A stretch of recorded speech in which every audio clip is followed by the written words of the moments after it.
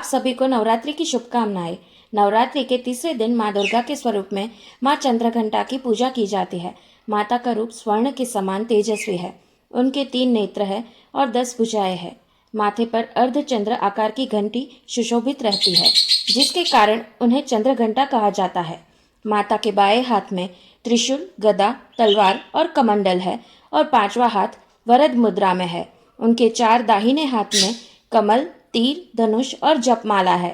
5वां दाहिना हाथ अभय मुद्रा में है। माँ चंद्रघंटा का वाहन बाघ है।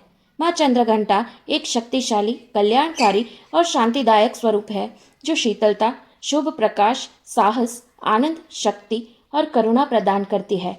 उनकी उपासना से भय, शत्रु और नकारात्मकता दूर होती है। मार्ग की सभी बाधाएं दूर हो जाती है। घर में समृद्धि का वास होता है।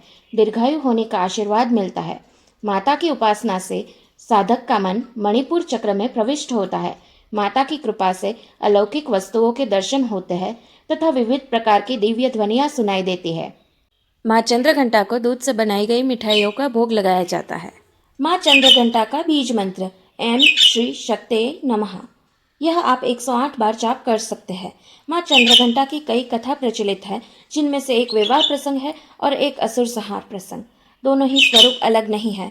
वास्तव में माँ चंद्रघंटा वही आदिशक्ति पार्वती है, जिन्होंने कभी विवाह प्रसंग तो कभी असुर संहार में अपना स्वरूप दिखाया।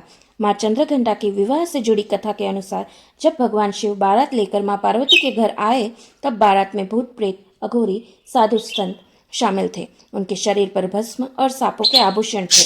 शिव के भयंकर रूप और बारात को देखकर माता पार्वती के माता पिता और अन्य रिश्तेदार भयभीत हो गए।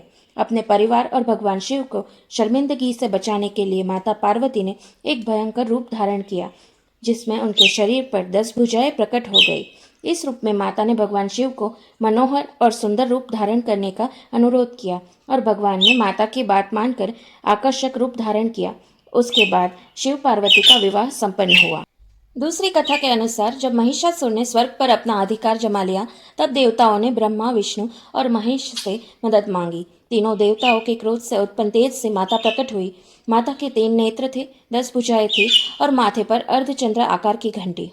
मार्कंडेय पुराण दुर्गा सप्तशती में उल्लेख है कि देवासुर संग्राम में जब दैत्य उग्र हुए, तब माँ की घंटा ध्वनि से संपूर्ण ब्रह्मांड गूंज उठा और असुर भयभीत होकर भागने लगे।